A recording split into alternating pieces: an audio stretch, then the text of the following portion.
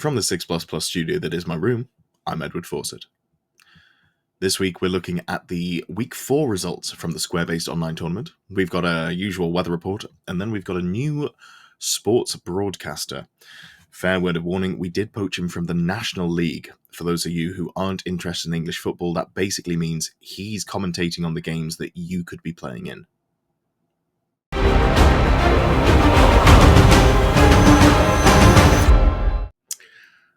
Thanks, Edward. As you can see, we're starting to get some nicer weather across the centre of this weird map.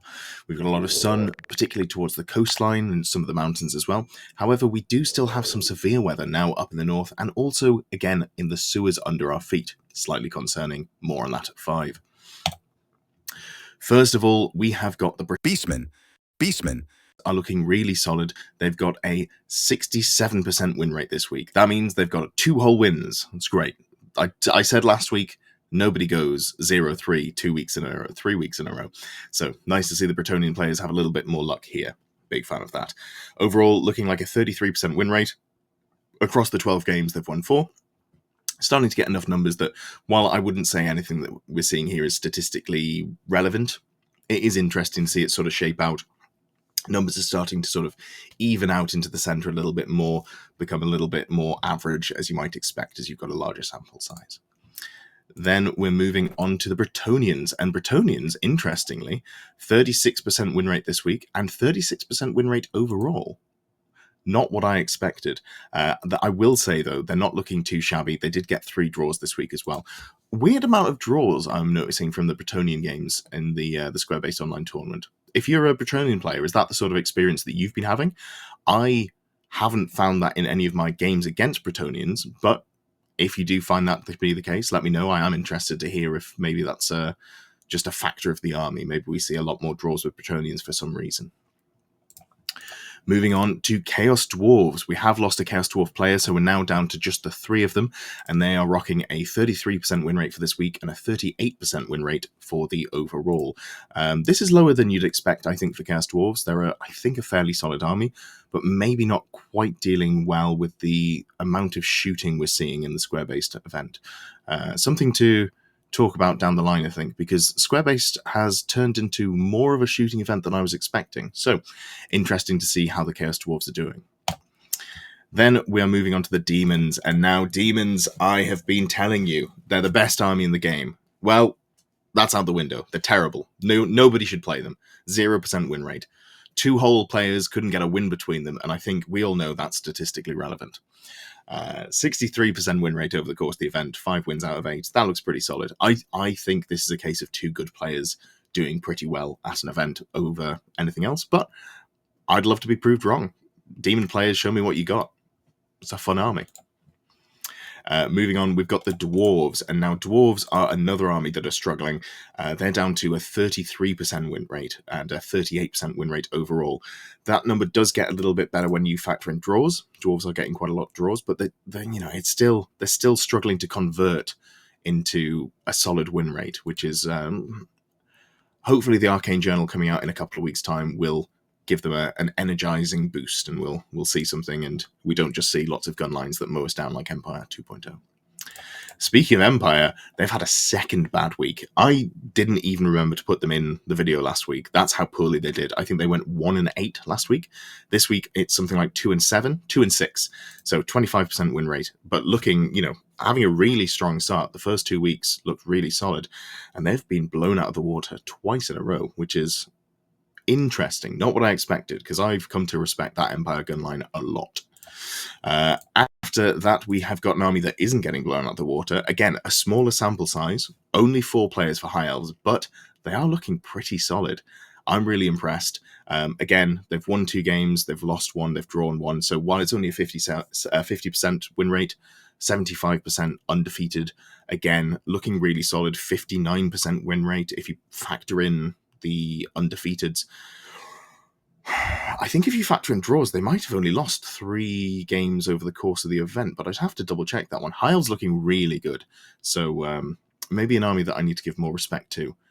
Definitely one that I thought was carried by the strength of the dragons coming into the event, but I think might be more of a sleeper OP than I was expecting. So fun stuff there for the High Elves.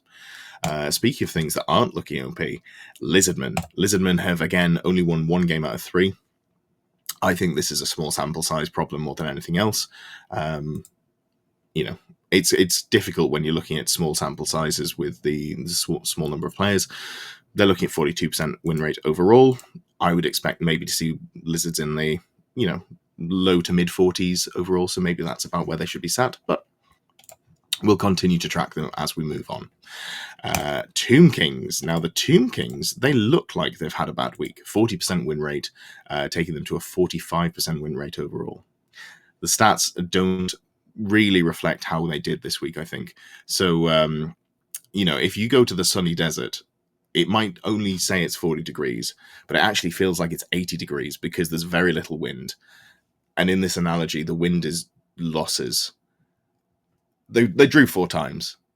I'm not going to labour that point anymore. So, only lost 2 of the games this week. Tomb Kings looking pretty okay. I think that's as we expected. Tomb Kings are a solid army, and I think it's one of those armies where the skill floor, I think it's not, once you've got the mechanics down, it's an army that it's harder to do bad with than it is maybe something like Wood Elves, for example, which we'll get onto down the line.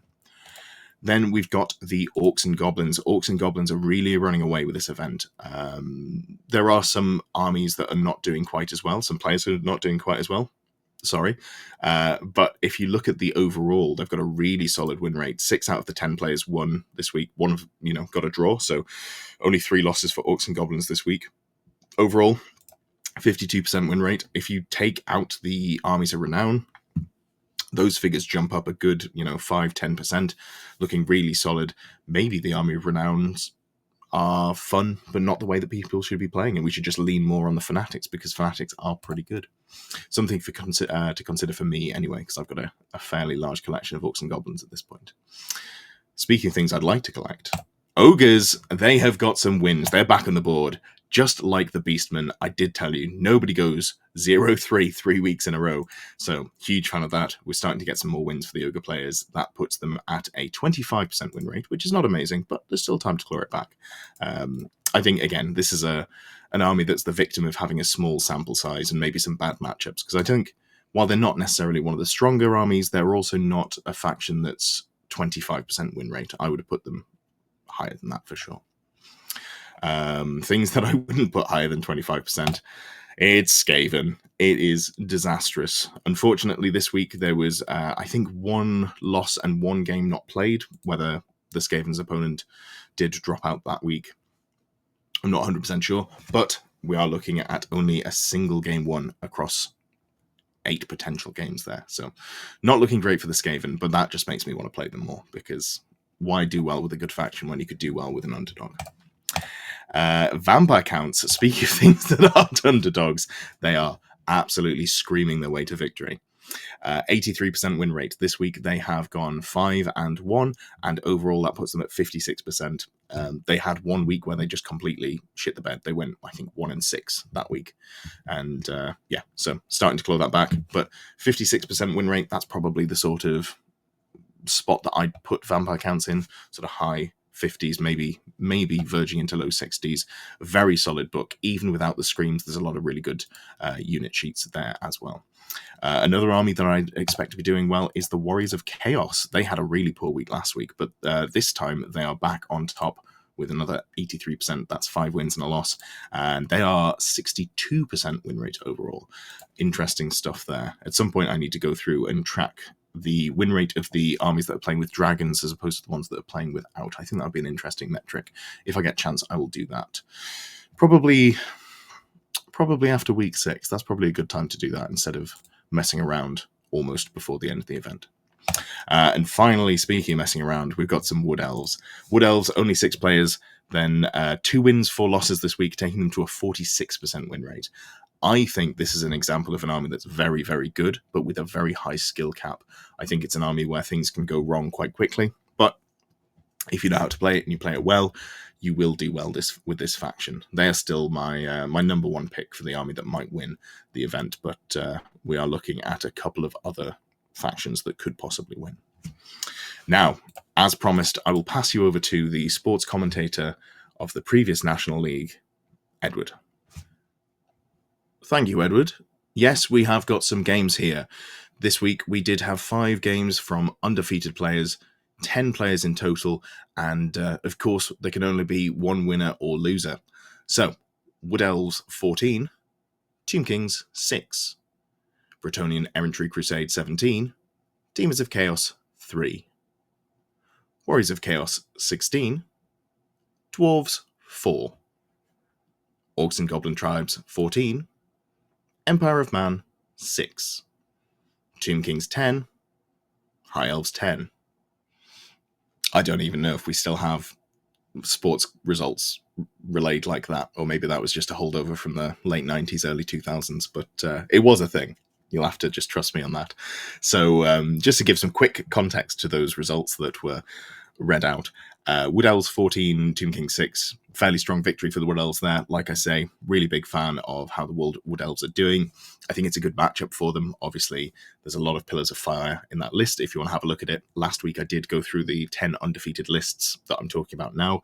Tomb Kings, a fair amount of stuff that's flammable in there, so can definitely add up. And also just a bit of a slower army, so something that's a little maybe hard to bring to bear on the skirmishing forces of the Wood Elves with their keep away ability and their trees. Then we've got the Bretonnian Errantry Crusade 17 and Demons of Chaos 3. This is interesting. Errantry Crusade is a list that people who've sort of poo-pooed a little bit because, yes, you do get benefits from it, but you also get a lot of impetuosity. But what if you just wanted to charge? I don't know. I like it. I think this is one that I'm going to have to look at in more detail because the Errantry Crusade is, while interesting, it's not how I've been looking at Bretonnians when I've considered doing them myself. So definitely opening my eyes to another play style or another facet to how you can play Bretonnians. Demons, I think there's only so far you can go with Demons is my expectation here. I think the fact that the Demons player is 3-1, very solid. I'm expecting maybe a 4-2 or a 5-1, but not super surprising to see a loss as we go into what would be day 2 at a traditional event. Warriors of Chaos 16 to Dwarves 4. Dwarves are solid, but if you can't kill the dragon, you can't kill the dragon, and that is my assumption of what happened here. 16-4, that's a fairly strong victory, so I assume the dwarf player wasn't able to kill the dragon, and then the dragon just swept through and mopped up as much as possible, basically. Orcs and Goblins into Empire. This is a 14-6 win into for the Orcs and Goblins. This is what I was hoping to do in round 1. This is my round 1 opponent, the Empire player, so it makes me feel a lot better about losing to him. But this makes sense. Again, Fanatics are just very, very good. I think there's a lot more efficiency in the base rules of the Orcs and Goblins book than there is of the Empire of Man. So this makes sense sort of from a result that I might be expecting to see. Finally, Tomb Kings and High Elves 10-10. This is interesting. I think this is probably a case of a game going to more of a stalemate with positioning as opposed to there being real bloodshed and it coming down to the wire there. So it'd be interesting to see that one, actually. If either of you watched this game, watch these, please do send me the link to the Warhol Battle Report. I'd love to have a pan through and just see how that game went. It'd be very interesting to watch. Thank you for watching. If you haven't already, there's a link to subscribe over here. I really appreciate the support I've received over the last few months, and I'm looking forward to improving the channel and bringing you more content as the months go on. Down below are all the links. There's the Element affiliate link, all of our links to Discord, the 40k sister channel, everything else that we're doing down below. And on this side, there's another video. You don't have to click it, but you could. You could click it.